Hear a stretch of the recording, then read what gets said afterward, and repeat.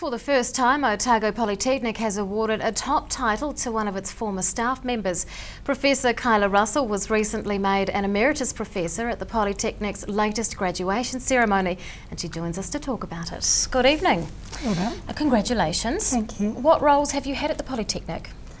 Early in the 80s or the tail end of the 1970s, I did part-time language teaching there and up in Central. And then much later in the 90s I did some treaty training workshops there, just part-time and on call. And then in just 2001 or 2002 I think, I went on as a part-time lecturer in occupational therapy doing treaty workshops that the students were doing. And I did that until the time of the application for the Kei Tohu Tohu arose. Did the accolade come as a surprise? The speed with which it happened certainly did, yes. Last year there were a couple of conversations when I was in a meeting, so I felt obliged to leave. But honestly I didn't really think, well certainly not for March, if at all. So yes, it was a lovely surprise, a pleasant surprise. What does it mean to you? I think it's as much about it belonging to everybody rather than just me, and my career's kind of finished now, so, but it's a very handy title to have. I think when you're working with younger people applying for research grants, they always have to have someone older to nominate. So if you've got emeritus, then that usually means that you are considered a reasonably good researcher, so it helps in that sense. And it's good for the iwi. I think they were pretty happy announcing it by 3:30 in the afternoon on the day. What are you focused on at the moment? Besides gardening? Oh, okay.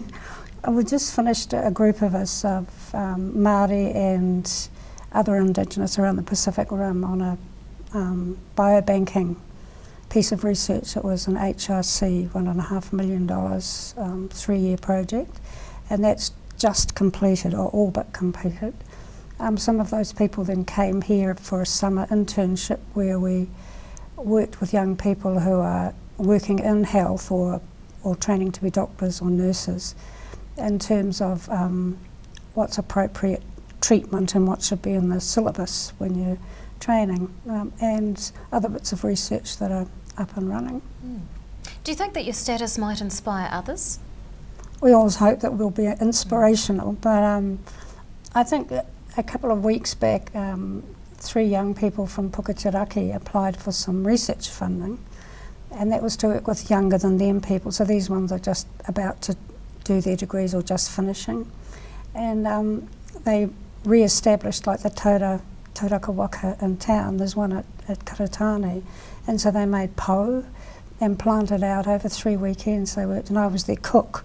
So for me that was as inspirational being the cook as it is being, I guess, someone that others aspire to follow perhaps. How do you hope you've made a difference through your teaching? I think if one student that I might not have met and have met knows how to be a good treaty partner, and if all the Māori that I've met and worked with over the years know the same thing, then that will have been a significant something to leave behind, I think. What's been the biggest challenge for you?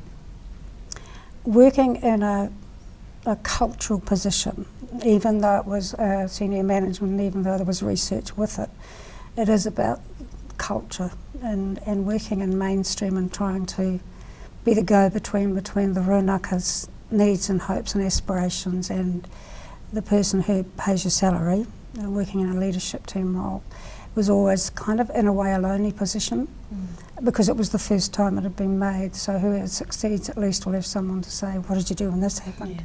But otherwise I enjoyed most of it, I think. Emeritus Professor Khyla Russell, thanks very much for your time. Thank you very much.